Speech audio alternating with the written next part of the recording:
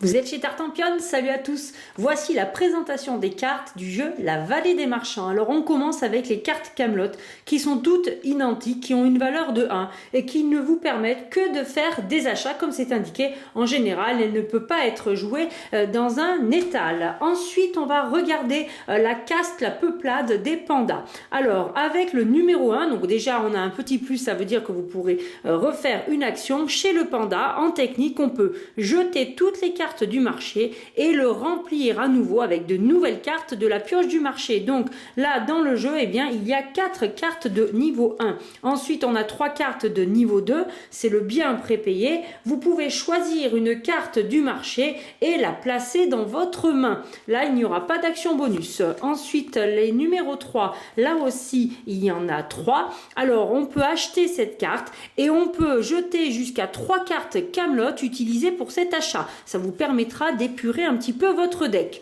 On a 4 cartes Trouvailles du Monde qui vous permettent quoi? Eh bien, une fois par tour, vous pouvez jeter une carte de la pioche du marché.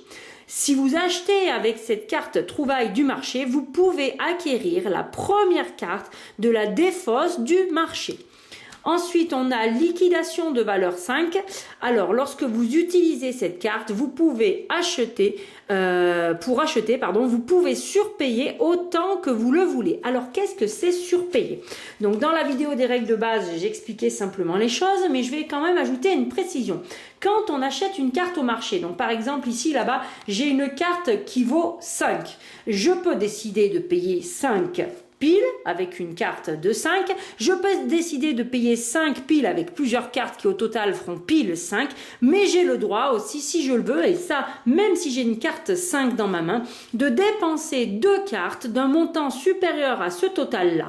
En revanche, ce que je n'ai pas le droit de faire, c'est si je donne la somme exacte de surpayer en rajoutant une autre carte. Ça c'est interdit. Et bien justement, on va contredire cette petite précision avec le côté technique de cette carte qui, elle, vous permet de surpayer quand vous utilisez la technique de cette carte. Et on termine pour le panda avec une carte de valeur 5 qui vous permet de piocher 3 cartes de la pioche du marché, d'en prendre une et de la mettre dans votre main en jetant tout le reste. La peuplade des haras. On commence avec les cartes de valeur 1. Elles ont toutes l'action bonus. En action technique, vous pouvez défausser votre main puis piocher autant de cartes de votre paquet que le nombre de cartes défaussées. Ça permet de faire tourner son deck. Ensuite, on a des cartes de valeur 2 qui n'ont pas d'action bonus. Et en action technique, eh bien, pendant la phase de rangement, on ne compte pas cette carte quand on pioche pour avoir au moins 5 cartes en main. Ça permet d'en avoir plus. Ensuite, les cartes de valeur 3, elles ont une action bonus. En action technique, on peut jeter une carte de sa main, puis piocher une nouvelle de son paquet. En valeur 4 avec un bonus, on a pioché 3 cartes de votre paquet, gardez-en une dans votre main et reposez les autres sur votre paquet, mais cette fois-ci dans l'ordre de votre choix. 2 cartes de valeur 5 avec bonus mais différentes. Toutes les cartes que vous utilisez ce tour-ci ont une valeur augmentée de 1. Et ensuite ici, on a prenez la première carte de votre défausse et placez-la dans votre main. Nouvelle peuplade, les ocelots chanceux. Alors, valeur 1, là aussi, on en a 4. On va pouvoir lancer le dé une fois pendant son tour et ajouter le résultat à la valeur de cette carte. Eh bien, regardons-le, ce petit dé de plus près. Alors, on a des icônes avec des petites pattes et des petits points. Donc là, on a de la valeur 2. On a 1 pour le gros lot. Là, il n'y a rien. Et là, on a un petit renard avec 3 points. Voilà. Ensuite, en valeur de 2 avec un bonus, on va chercher et jeter une carte peuplade dans sa défausse. Si on le fait, on tire une carte de la pioche du marché et on l'ajoute à sa main.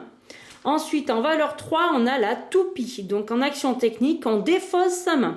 On pioche le même nombre de cartes et on la mélange avec celle d'un autre joueur.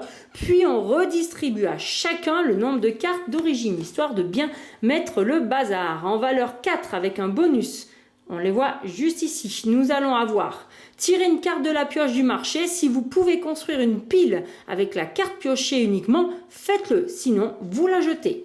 Ensuite, en valeur 5, on en a deux. Elles ont toutes les deux un bonus avec une action technique différente. Donc ici, choisissez un autre joueur. On lance le dé, puis on échange entre ses mains et au hasard un nombre de cartes correspondant au résultat. Et ensuite, les yeux bandés, choisissez une carte de votre main. Si un adversaire réussit à deviner sa valeur, défaussez-la. Sinon, vous fixez sa valeur de 1 à 5 pour ce tour.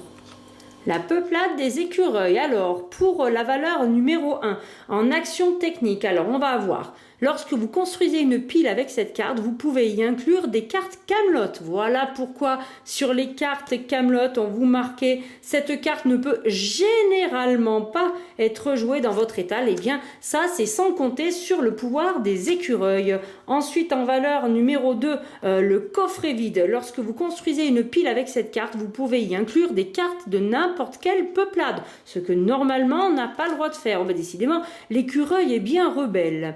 L'objet de nostalgie, alors là c'était des cartes de valeur 3. Lorsque vous construisez une pile avec cette carte, vous pouvez y inclure n'importe quelle carte peuplade ou Camelot de votre défausse. Ensuite, avec les écureuils en valeur 4 et un bonus, vous pouvez échanger cette carte avec n'importe quelle carte d'une pile dans l'étal d'un adversaire. Placez la carte et récupérez dans votre main. Les deux cartes de valeur 5 n'ont pas d'action bonus, mais on va pouvoir, avec l'accordéon, construire une pile avec cette carte et on peut ajouter ou soustraire 1 à sa valeur. Ensuite, l'hiver vient, et bien on pourra, lorsqu'on utilise cette carte-là, construire une pile avec cette carte. On pourra immédiatement construire une autre pile dans son étal, alors que normalement on n'en fait qu'une par tour. La peuplade des ratons nordiques. Alors, pour les cartes de valeur 1, il y a un bonus en action technique. Vous allez intervertir votre défausse et votre paquet en mélangeant ce dernier. Ensuite, on passe aux cartes de valeur 2 qui, elles aussi, ont une action bonus. Un ou deux autres joueurs défaussent au hasard une carte de leur main. Ensuite, en valeur numéro 3, là aussi il y a un bonus, placez une carte de votre main sur le paquet d'un autre joueur. En valeur 4, action bonus également, on va avoir prenez une carte au hasard dans la main d'un autre joueur et ajoutez-la à votre main, puis choisissez une carte de votre main et donnez-la lui. En valeur 5, il y en a une qui a un bonus et pas l'autre. Alors le sabotage va vous permettre de prendre deux cartes du paquet d'un autre joueur. Vous en jetez une et vous placez l'autre dans la défausse de ce joueur. Pour le chasseur de trésors, vous prenez la première carte de la défausse d'un autre joueur et vous la placez dans votre main. Les caméléons, eh bien c'est une peuplade toute verte. En numéro 1, il n'y a pas de bonus. Cette carte est une copie de n'importe quelle carte de la pile la plus à droite de votre étal. Ensuite, en valeur 2, pas de bonus. Cette carte est une copie de la carte du dessus de la défausse d'un joueur. Normal pour un caméléon, on s'adapte aux autres. Alors en valeur numéro 3, une fois par tour, vous pouvez jeter une carte de la pioche du marché. La carte Bon Vieux Temps, c'est-à-dire elle-même, est une copie de celle du dessus de la défausse du marché. Ensuite, bon d'achat, valeur 4 avec un bonus. Échangez cette carte avec n'importe quelle carte du marché. Placez la nouvelle carte dans votre main. Et les valeurs de 5, cette fois-ci sans bonus. Donc avant-gardiste, cette carte est une copie de n'importe quelle carte du marché. Et valeur 5, voire double, cette carte est une copie d'une autre carte de votre main. Révélez la carte copiée pour utiliser cette carte. Et bien, vous l'aurez compris, avec les caméléons, on va copier tout le monde. Et regardez, chers amis, des cartes, il y en a de partout. Mais alors, lesquelles vous allez choisir, lesquelles vous allez acheter, ça sera à vous de voir. Je vous conseille de revoir les règles et puis surtout d'y jouer. En attendant, je vous dis, amusez-vous bien!